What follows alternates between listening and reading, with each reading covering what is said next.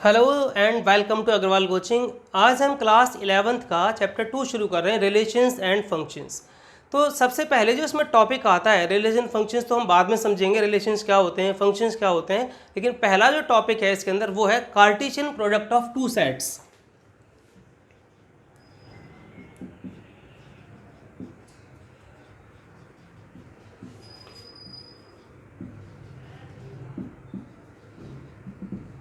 मान लीजिए कि if A and B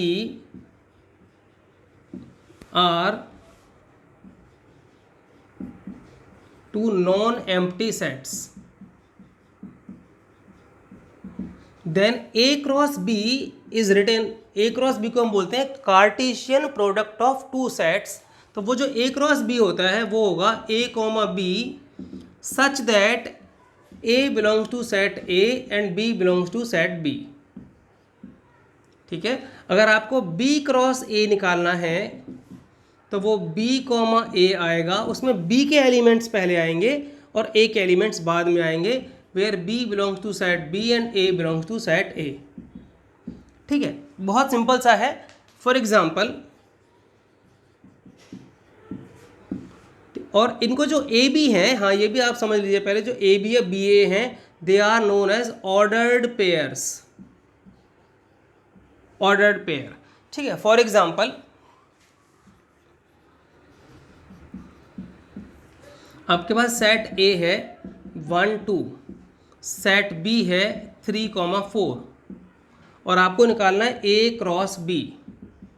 तो वो होगा क्या, मैंने अभी बताया था आपको, यहाँ पर देखिए जरा कि ए कॉमा बी, एक एलिमेंट आपको इसमें से लेना है, दूसरा एलिमेंट दूसरे बारे में से लेना है। ठीक है, तो 1 आपने इसमें से लिया, 1 के साथ आप इसमें से 3 चूज़ करेंगे और फिर 1 के साथ 4 भी चूज़ करेंगे। फिर आपने 2 उसमें से लिया, फिर 3 चूज़ करेंगे, 2 के साथ फिर से 4 चूज़ करेंगे। तो ये हुआ आपका Cartesian product of two sets 1 3 1 4 2 3 2 4 and these are known as ordered pair. First element set A का होता है, सेकंड एलिमेंट सेट बी का होता है। अगर आपको बी क्रॉस ए निकालना होता है इसी में ही, तो आप 3 पहले लिखते, 3 1 3 2, फिर 4 1 एंड देन 4 2। ठीक है, ये बहुत सिंपल सा है। अब आपको मान लीजिए अगर ए क्रॉस ए निकालना है, ए क्रॉस ए। ठीक है, तो आप क्या करेंगे, पहले ए क्रॉस ए निकालेंगे और ए क्रॉस ए बनेगा आपके लिए, मैं समझाता हूँ आपको। पहला है 1 2 और दूसरा है फिर से 1 2 और फिर तीसरा भी 1 2, ए क्रॉस ए। हम कैसे निकालेंगे, पहले हम इन दोनों को इसके साथ बनाएंगे 1 1 1 2, फिर 2 1 एंड 2 2। ये हुआ ए क्रॉस अगेन 1 2। अब आप ये जब बनाएंगे इसका क्या बनेगा जरा देखिए ध्यान से। 1 1 पहले इस 1 के साथ आएगा तो 1 1 1। ठीक है, फिर 1 1 इस 2 के साथ आएगा 1 1 2। फिर 1 2 इस 1 के साथ आएगा 1 2 1 एंड 1 2 2। ठीक है, दोनों के साथ आ गया। फिर 2 1 इसके साथ आएगा 2 1 1 2 1 और 1, फिर 2 1 एंड 2, 2 1 एंड 2। फिर आएंगे ये वाले दोनों के साथ में 2 2 1 2 2 1 एंड 2 2 2। ठीक है, तो ये हुआ आपका Cartesian product of two sets और 3 सेट्स। बहुत सिंपल सा है, आप ये नोट कर लें। पहली जो एक्सरसाइज है वो इसी के ऊपर बेस्ड है। ठीक है, लेट अस सी।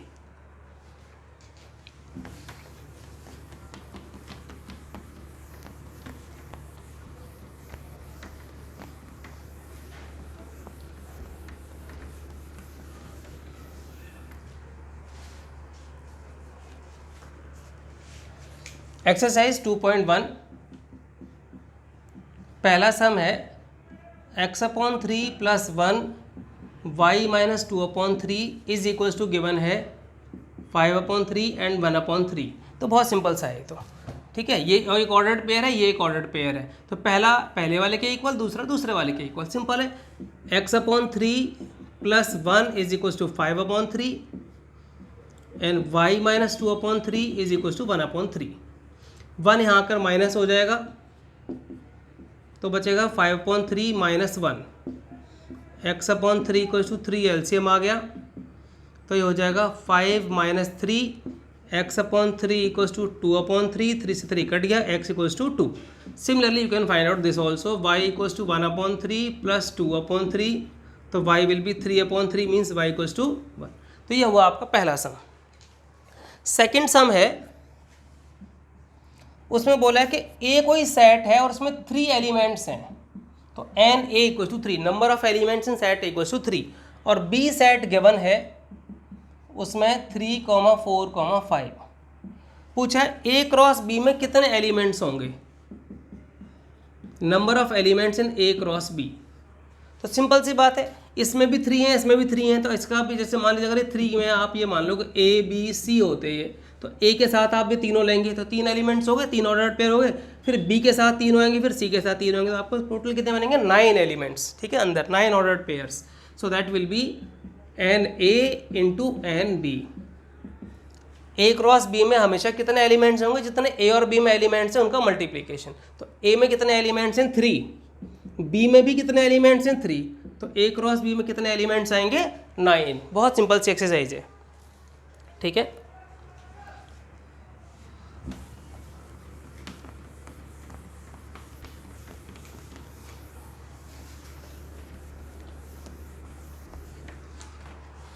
सम नंबर 3,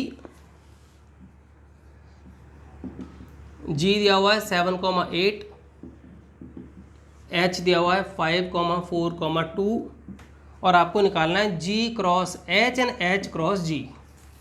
तो जब आप जी क्रॉस एच निकालेंगे तो 7, 5 पहला पेयर बनेगा, फिर 7, 4, फिर 7, 2, फिर आपका 8 के साथ आएगा 8,5, 8,4, 8,2. फिर आपको निकालना है एच क्रॉस जी. तो आपको इस बार ये एलिमेंट्स पहले आएंगे सारे, 5,7, 5,8, फिर आएगा 4,7, 4,8. ठीक है, फिर आएगा 2, 7 एंड 2, 8. तो ये बहुत सिंपल सा है. ठीक है, सम नंबर 4, उसमें बोला है कि स्टेटमेंट करेक्ट है या इनकरेक्ट है. P दिया हुआ है M, N, Q दिया हुआ है N, M, और बोला है कि जो P क्रॉस Q है वो ये है M N और N M. तो ये इनकरेक्ट है. क्यों इनकरेक्ट है आप देखिए जरा, इसमें 2 एलिमेंट्स, इसमें भी 2 एलिमेंट्स हैं, तो आपके हिसाब से ऑर्डर्ड पेयर 4 होने चाहिए थे ना, यहाँ 2 ही ऑर्डर्ड पेयर हैं, इसलिए इनकरेक्ट है ये. अगर आप निकालेंगे तो P क्रॉस Q क्या आएगा M N, फिर M M, फिर N, N, और फिर N, M. तो इसलिए कैसा है ये इनकरेक्ट स्टेटमेंट है. इसी तरह से आप सेकंड और थर्ड पार्ट भी कर सकते हैं. ठीक है, क्वेश्चन नंबर 5 में ए क्रॉस ए निकालना है, वो मैंने अभी निकाल के दिखाया था आपको, तो you can easily do that. Sum number 6, sum number 6 में है कि ए क्रॉस बी गिवन है A x, A y, B x, B y. पूछा है ए और बी अलग अलग आप बताओ. तो मैंने अभी आपको बताया था कि जो पहला एलिमेंट होता है वो ए सेट का होता है. तो पहले एलिमेंट्स में आपके पास ए आएगा, फिर से ए आएगा, दोबारा आप सेट में एलिमेंट नहीं लिखते हैं, तो फिर से क्या आएगा बी आएगा सिर्फ. तो ये हुआ आपका फर्स्ट जो एलिमेंट होता है, it belongs to set A, और second element belongs to set B. तो उसके लिए क्या आएगा एक्स आएगा एंड वाई आएगा, फिर दोबारा से एक्स और वाई नहीं आएगा, बिकॉज सेट में एलिमेंट्स रिपीट नहीं होते. ये मैंने सेट्स में आपको समझाया था. ठीक है, सम नंबर 7, उसका भी मैं एक पार्ट कराता हूँ आपको.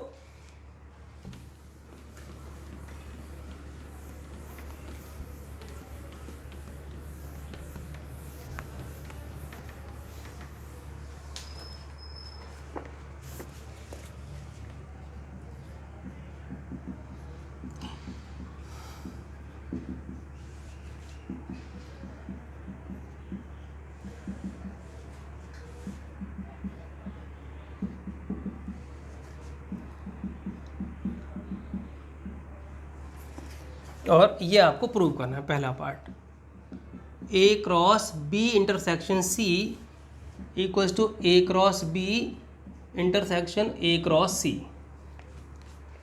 तो पहले तो आप बी और सी का इंटरसेक्शन निकालो है क्या, ठीक है। तो ए है आपके पास 1 2 क्रॉस बी और सी का इंटरसेक्शन। तो बी और सी में इंटरसेक्शन में कॉमन एलिमेंट्स आते हैं, तो आप देखिए क्या इनमें कुछ कॉमन है, नहीं इसमें कुछ भी कॉमन नहीं है। तो इसका मतलब ये कैसा हो गया, बी क्रॉस सी एक एम्प्टी सेट हो गया। अब आप इनका क्रॉस प्रोडक्ट निकालना चाहते हैं, यहाँ तो एलिमेंट्स हैं, यहाँ तो कुछ है ही नहीं, तो क्रॉस प्रोडक्ट 1 का किसके साथ बनेगा, किसी के साथ भी नहीं, इसलिए क्या आएगा यहाँ पर एक एम्प्टी सेट आएगा, मीन्स खाली आएगा। तो ये हुई आपकी लेफ्ट हैंड साइड। अब हम निकालते हैं राइट हैंड साइड। तो पहले आपको ए क्रॉस बी निकालना है, ए क्रॉस बी। तो आएगा 1 1 1 2 1 3 1 4, फिर आएगा 2 1 2 2 2 3 2 4, ठीक है। ये हुआ ए क्रॉस बी। फिर आप निकालेंगे ए क्रॉस सी, ए क्रॉस सी। तो आएगा 1 5 1 6 2 5 2 6। अब आपको निकालना है A cross B intersection A cross C, यानी वो ऑर्डर्ड पेयर्स जो इन दोनों में कॉमन हो। तो आप बताइए 1 1 इसमें है, इसमें कहीं है नहीं है, क्योंकि इसमें सारे एलिमेंट्स ही 4 तक ही हैं, बस नंबर ही 4 तक है, जबकि यहाँ 5 से और 6 से शुरुआत है। तो इसका मतलब ये होगा कि इन दोनों में कुछ भी कॉमन नहीं है, तो ये भी कैसा सेट है, 5 सेट है। समझ गए बात। तो दोनों क्या आ रहे हैं, इक्वल आ रहे हैं, ये भी 5 आ रहा था, ये भी 5 आ रहा था। तो ये हुआ 7th का फर्स्ट पार्ट, ठीक है। इसमें 2-3 सम और हैं जिन्हें आप ट्राई करें, नहीं होंगे तो मुझे बताएं, बहुत ईजी सम्स हैं, you can do this easily. Thank you for watching this video, and if you like the video, please subscribe the channel. Thank you.